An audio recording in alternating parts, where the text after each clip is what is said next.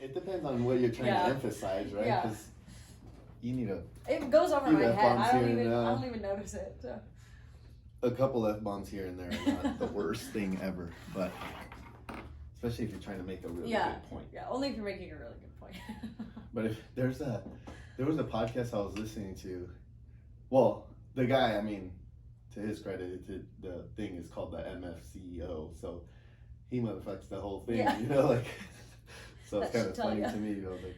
It is a little distracting though when somebody's like doing it over and over and over, and you're just like it's almost like you could play one of those like drinking games. All right, every time, you know. Yeah, that's funny. All right. Okay. Let's start with the intro. Okay. All right. Welcome to Special Fit. My name is Kennedy, and I'm here with Coach Mike. And today we're going to be talking about the Polyvagal Theory. Polyvagal Theory. So book recommendation. I highly recommend reading. Have you read this? Oh, so good. It's really good. It's really good. I recommend reading this. It is a dense read. But what's really cool is that Stephen Porges has a lot of videos on YouTube and stuff, and he explains the Polyvagal Theory pretty well. Like he breaks it down in ways that you could just, okay, I kind of get what this is for, you know. Yeah. So we're going to be talking about his phylogenetic hierarchy, but this is Julien's wheel. Right. So just to always put that disclaimer that as far as Special Fit is concerned, what we do here is we take concepts that we have tried and used and feel like we've learned them, you know, to an extent that we could teach them, and we apply them to the specific population that we do. So in no way are we claiming that we invented the phylogenetic hierarchy. That's Stephen Porges. And then the way that Julien put together the wheel is, in my opinion, like we don't want to reinvent the wheel because it's already done well, you know, there's no reason. But in the way that it applies is really interesting because, you know, it's like fitness. You know, fitness is something that's, you know, ancient. You know, like we have human movement, we express it through exercise and things like that. But when you're dealing with, you know, autism or cerebral palsy or Down syndrome, we have to be careful. We have to consider things slightly different, and I guess like the goal or the purpose of it becomes a little bit different. You know what I mean? Yeah. Because it's not that this doesn't apply to everybody. It's just we as coaches or as parents, we have to take this information and go, okay, how does this apply to my kid or student? You know what I mean? So that's why so in our show links, what you're going to see when we post these things is you'll see a link to probably Julien explaining this a little bit more. So we'll kind of roughly give you like a synopsis of it and all of that, but the intention of this is how does it apply and how do we use it? So I think it's super powerful the way, I mean, not only the way he describes it, but the way Julien has synthesized it and put it in a way that really makes us be able to digest it and go, oh, we can see how this affects so many different things. You know what I mean? You've experienced things with the protocol, which we probably should do. Well, I know we fudged up the nutrition when we shot a nutrition video, but the sound didn't go so well, but we'll fix that.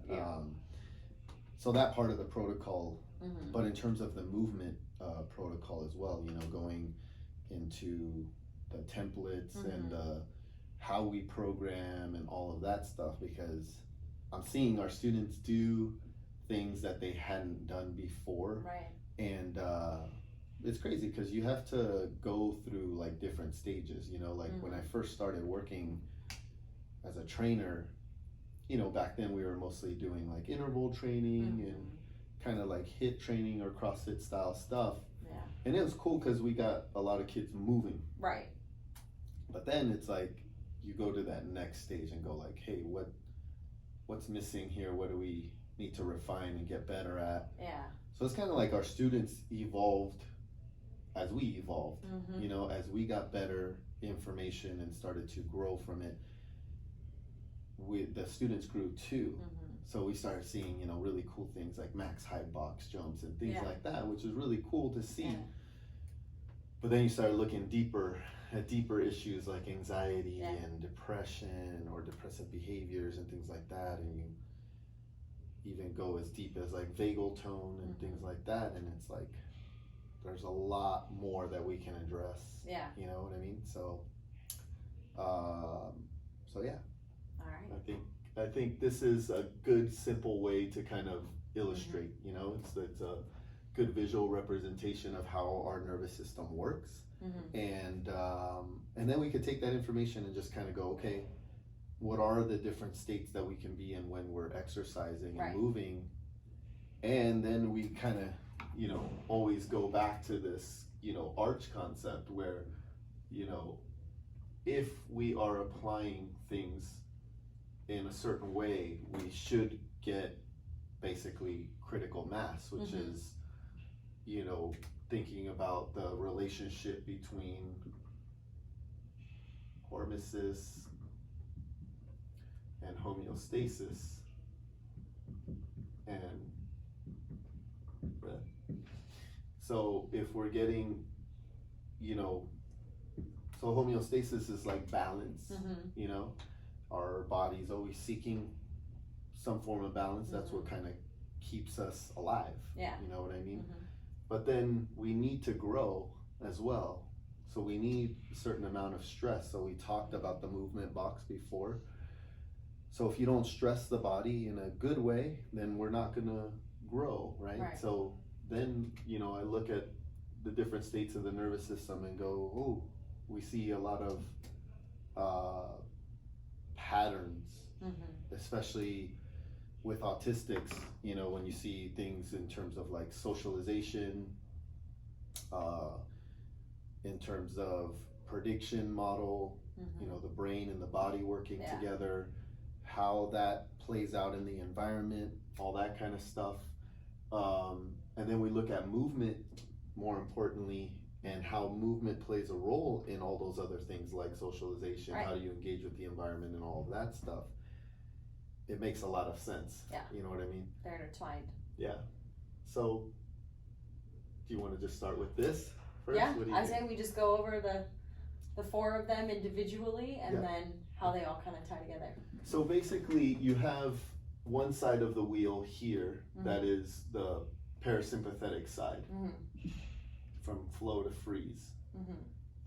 Freeze basically is on the dorsal side of the vagus nerve, and then what we're looking at is immobilization or disassociative behavior, disconnectedness. So that's why I wrote depression here, depression being the driver to freeze.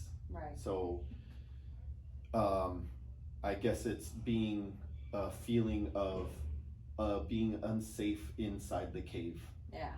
So if you imagine people with depression, you know, when they are depressed, they're not moving, they have a tough time with inertia, they're, you know, they can sleep for enormous amounts of time, and you know, their muscles are just kind of like in atrophy, like they're not wanting to do anything, right? So that's the immobilization part. In terms of the most primitive aspect, in terms of like how the nervous system can respond in freeze, it's like feigning death. So if you were being chased by the bear catches you, you don't need blood to go to the musculoskeletal system at that point. You needed to go to the vital organs. So that's, you know, a bunch of different chemical processes would happen, but basically they're all just to keep you alive and so that you don't feel pain. Right. You know what I mean, when the bear's eating you. Yeah. So this is the oldest part of the nervous system here. And that's why it's called a hierarchy, is that it goes in a certain circle here, which we'll describe in a second. This will be the newest part. So flow is basically on the ventral side of the vagus nerve, and this is where socialization lives. So this is basically what allows us as human beings to live in tribes, right? So we have language, we have connectedness, right, social ability, and all of that. This is basically what built civilization, right here. Yeah. And then we have the sympathetic side of the nervous system, which is the fight and flight, which Right. I'm sure Everybody everybody knows that one, right? Yeah. If you've experienced it, you know exactly what I'm talking about. Yeah. So, we will, in another show, we'll talk about what IT and ET All right. are. Did we talk about that at all? No. Okay, so we'll talk about torque chains another time and why that relates, because we basically have two different groups of muscles. You have internal torque chains and you have external torque chains. And from the things that Julien has kind of uncovered is that there is a relationship between the different states of the nervous system and those muscles, which later on will make a lot of sense when we do this more, when you see the patterns that we see in a lot of people with different types of disabilities. So we see a lot of patterns with certain muscles not working as well. We see a lot of imbalances. So if we were to create an arch between IT and ET, we would see that the ratio, and then in relation to these different states of the nervous system, we would see a lot of these patterns between those. So it makes it not easy, but it makes it really cool to kind of see when you get a student that comes in and you start testing and you start seeing, oh wow, there's a reason why they can't do certain things, you know, like and it goes so far like into genetics, which is what I'm looking at right now. It's like, and it's like my left eye has been twitching all week because of the reading that I've been doing. Like I'll literally be looking at this one article and I've read the same sentence like 10 times. And my eyes are starting to like just want you to fail stop. on me. That's funny.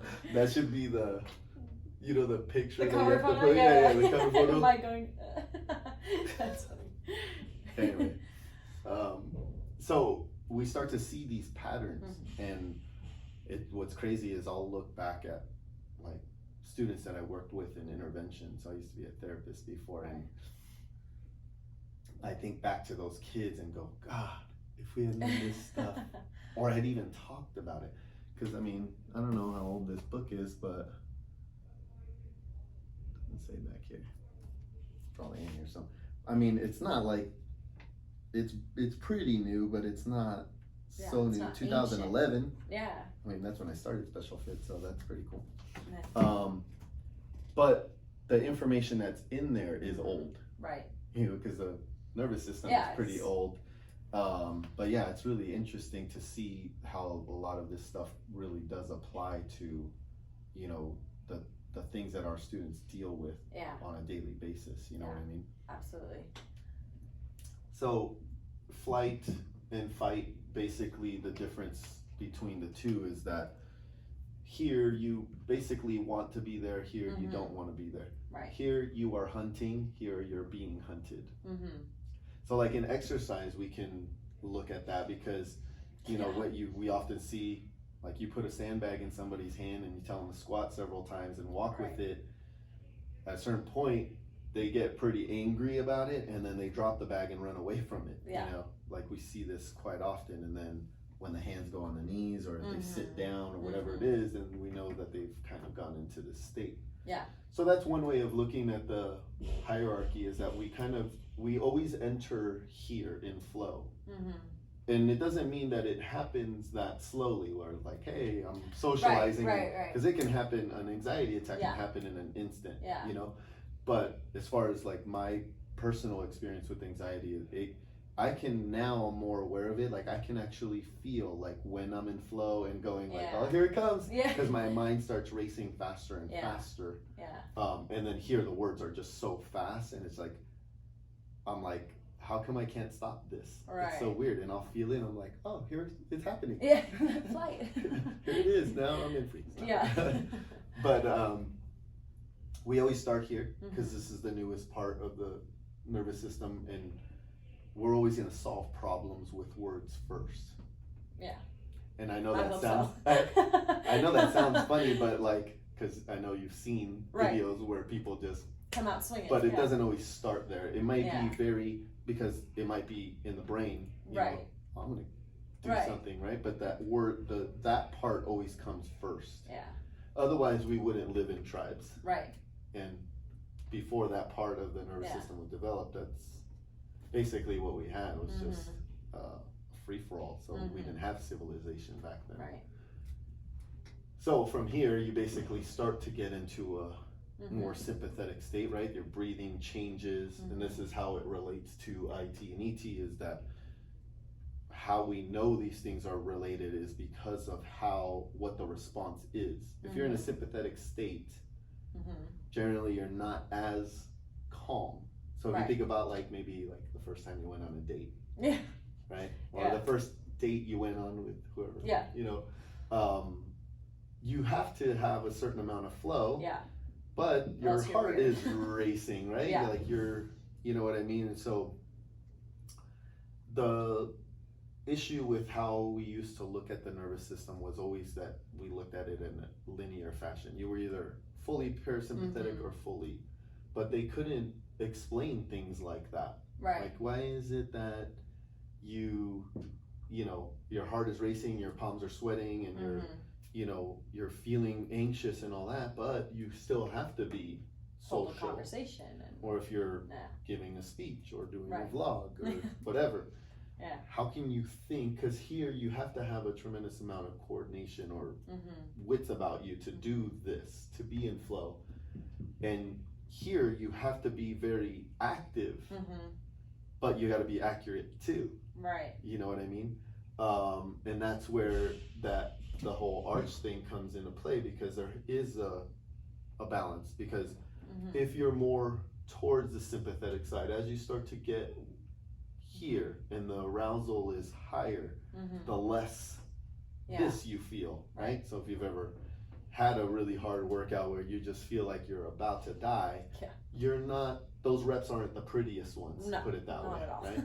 So if you're in a fight and you're in a relationship here where you're closer towards the middle, you may be more accurate with your punches because you have coordination, but the more towards this side you get and you're getting in a relationship between fight and flight, the less coordinated you feel. This is why when people run away from danger, end up tripping and Right. falling over themselves and stuff like that. So here you want to be there, here you're being hunted, and then when you expend so much energy here, at some point you get, Right. so if you're pressing or moving the sandbag to the point where you just can't do it anymore, is when you freeze, because you need to conserve energy now until you can cycle back and continue until whatever the problem is solved or the workout is done or whatever the situation is over. So you'll always go in the clockwise fashion. Yeah, it'll generally, but how fast is dependent upon the person, right? You know, so you might not even notice you've gone through a state because you're just immediately going into the next one. So usually people with like anxiety disorder and panic disorder, it almost feels like you always live here, and you do cycle through, but it's just very fast, and you spend your most time. So your arch, so to speak, is very heavy on one side, which would be over here. So usually what we see in all the different types of issues that we're seeing and patterns that we see with our students is, look, we're seeing issues with socialization, anxiety stuff.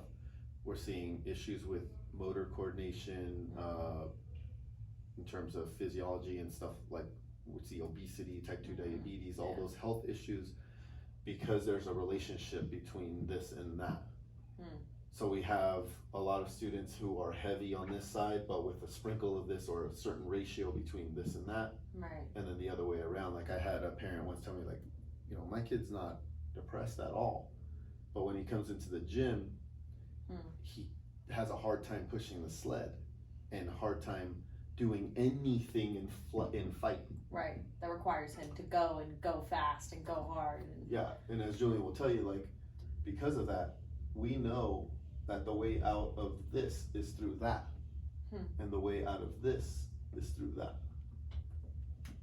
that's why we have the protocol the way it is. Right. Is why people like me need the Disney December, which we'll talk about another time, and why people in freeze need BTQ. They need the burn the question. But here's the trick: is like, how do you do that when they can't do? You know what I mean? Right. Like I've had students that have some physical issues, and maybe they can't sprint. Right. You know, and this is why it's so important that we kind of educate and kind of come up with different ways to do this thing, because maybe I can get them into fight another way, right? Because we have our song warm-ups, right? So if you did a contraction that gets you a little bit angry, you know, into that mode, then we've achieved that. And then if that opens up, then we can layer some other things on there, you know? So depression doesn't always mean like I'm sad. Right. You know, it does mean sadness, but on an emotional level. But what about muscles, or what about, you know, mobility and stuff like that? You know what I mean? Because muscles can be in freeze. Right. Like, I notice a lot of times, like CrossFitters, you know, like certain muscles are in freeze, and, you know, like I see a lot of hamstrings in freeze, a lot of glutes that are in freeze. That's me. So you don't like the sandbag then, right? See? Not particularly, no. So it's really cool, like going back to the West stuff and the movement box, it's like, it's really a matter of, if you understand this, then you can understand what we need to do to get a better relationship, better ratio. And that's what the movement box is. It's not that you need everything to be even, it's that you need everything within a certain degree of one another, you know. And so it becomes a question about like, what's more important here, you know? Is aesthetics really the important thing? Like if we were gonna make a pattern or a generalization about our society, where heart disease, you know, diabetes, obesity, and now with COVID, you know, all the immune problems and the susceptibility to that. This is why I always say that the virus is just a mirror that's showing you what's wrong, right? So a mask won't fix that. Right. You know what I mean? Right. Is we need better education, we need better thinking, right? Because if we understand this, but if in this case, would McDonald's exist? You know what I mean? Absolutely. It's like, we think we need it. Right. I need my chicken nuggets or whatever. Let me just check. We think we need the things that, you know, like we can't live without Starbucks. Right. But, and I totally get it, you know? Yeah. I totally get it. But in the grand scheme of things, you know, there's a business philosopher that I really love to listen to, and I haven't listened to him in a while, but it's Jim Rohn, and he always would say that people will, the way to success is a few simple disciplines repeated over time, or the way to failure is a few errors of judgment repeated over time. And I think that's where we are, is that we had errors in judgment that were repeated that brought us to this place where we are now vulnerable. And we're still making the errors in judgment because we're looking at, oh, it's, you know, we got to wear the mask and we got to quarantine, we got to do this. And like, that's not fixing you. You know, it's a band-aid on a that's not fixing issue. Your behavior. You know, it's not changing the way you eat and the way you exercise. It's not, you know what I mean? So you're just being you in quarantine. You know what I mean? Pretty much. So it's like, okay, like I could pack my stuff up and go to Florida, but I'd still be me in Florida. It doesn't matter. You know what I mean? And I think the problems only like grow exponentially because of that. Like, we're quarantined, but we're not changing anything. So once we come out, we're still just as susceptible. You know what I mean? So. But So in terms of the polyvagal theory, is there a difference between where we want to be when we're working out versus everyday life, just like day to day? Like, is there an ideal place to be when we're training? Is there an ideal place to be when we're just not training? That's gonna depend on the person. Because like I said, with me, what happened to me is like I was doing CrossFit, but somebody with anxiety, and this is another rabbit hole, is like, okay, so this is why this is why we start here, because it's all connected. So people like me have a higher buildup of lactate in their system, which is why we go into anxiety, is that the lactate is like the fuel for the heart and the brain. It acts as a hormone. When you have an excess buildup of that, which we do see a correlation with people on the spectrum with lactate, then what ends up happening is if you do something like CrossFit and you do the workouts the way that we do them and go hard like that, you will induce panic here, and there are studies to back this up. So someone like me needs flow, and because flow would be the opposite side of the arch on this, so it would be the relationship between lactate and the usage of lactate, which would be on the lower intensity, the slow, long, and steady. Because here, like, you feel safe in the cave. So if there's a relationship between this and that, where I expend so much energy doing CrossFit and I get into a panic attack, once I crash from the panic attack, I go into full depression. Because I need to conserve energy to do my life again. But I need to find flow, which is why we do the active meditation, the breathing, and the sound, which also Stephen Porges has I think it's called the Safe and Sound Protocol, which is why we listen to the music that we do. We listen to the high frequency sound while we do the nasal breathing and keep our heart rate at a certain pace. It's how we consume the lactate, how we use it. We have to use the fuel. So the way I was going about it was like full fuel tank, and then putting more in. But the car not going anywhere. So it wasn't using the fuel, it was just overflowing. So someone like me needs, it doesn't mean that I don't need this. It just means that I also need this. Because there's two extremes. So I have a lot of this, but I need this. So if I'm still gonna train hard, that means I need to do this on a regular basis. So somebody that's in freeze needs the extreme of that. But it doesn't mean that they don't need this as well. There's a balance between all of them.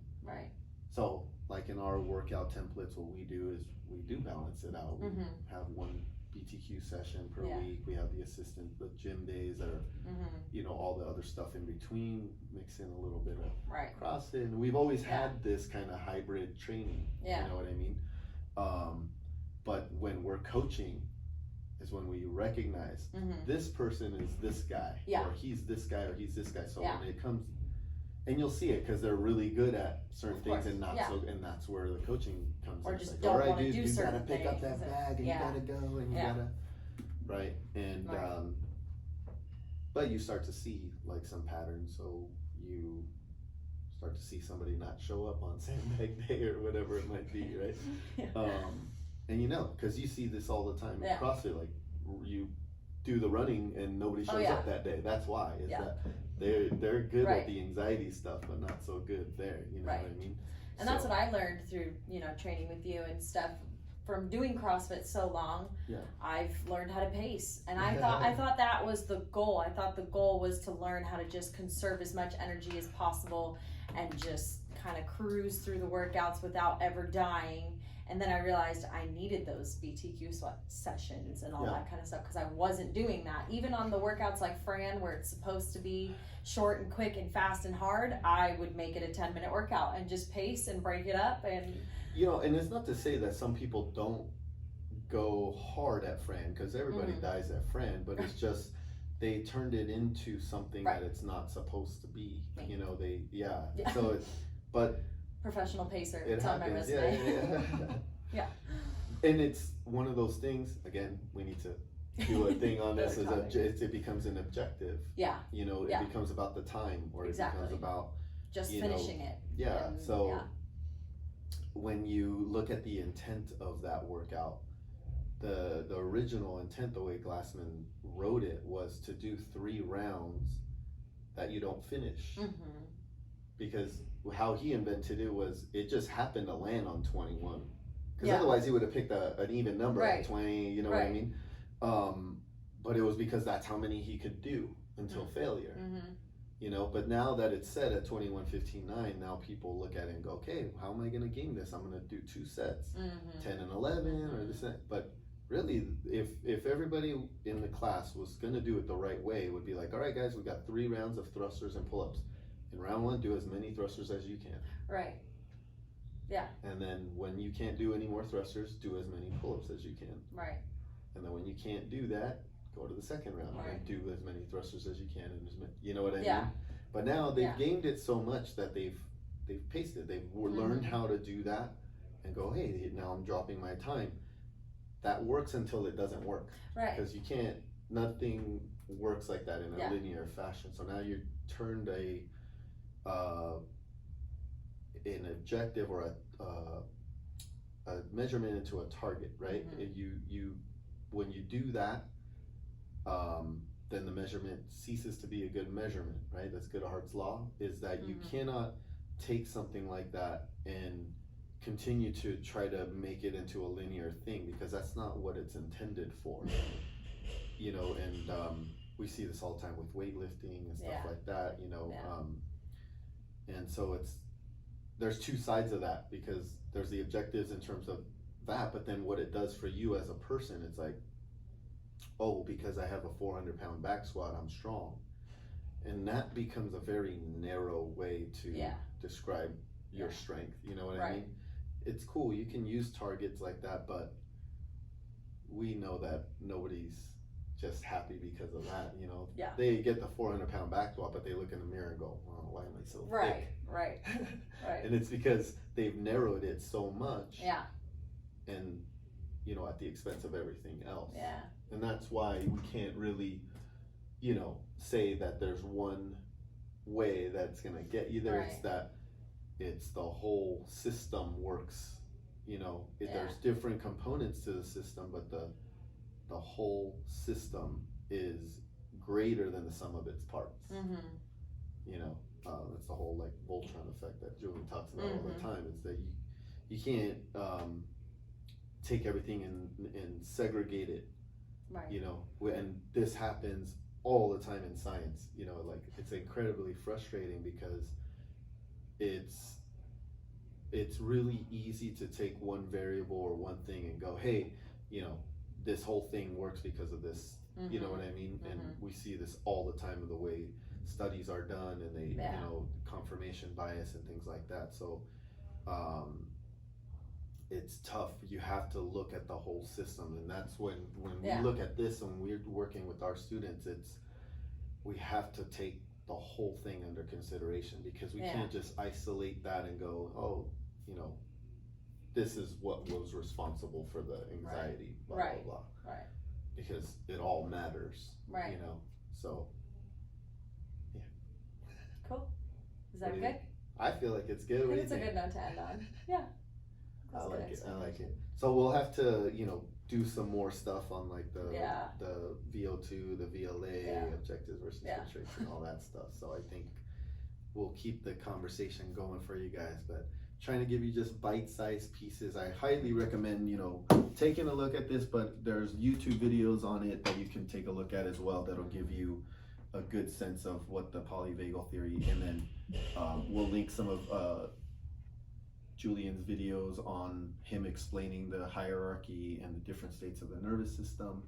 And then in future talks, when we talk about the protocol and stuff, you'll hear more and more of this on how it all applies, you know, because I think, especially for our kids, you know, like we see, especially the ones that, you know, on the spectrum, we see a relationship between lactate, and we see with anxiety, and we also see the relationship with low vagal tone on the ventral side and stuff like that, and issues with that. So it's all connected. So we got a lot of conversations coming up. So I think it's a good place to kind of start this whole thing and then see where it leads from here. I agree. Sound good? Cool. All right. So am I doing that? No. We'll do Oh, it. I'm just saying. I was like a reminder. Oh, thinking out loud. Okay. I thought you meant now. I was like, We're trying to get our bearings on. This is like a new relationship here. So. Well, thanks for tuning in. Make sure to give us a like on Facebook and Instagram and check us out. And we'll be back with more videos. Thanks.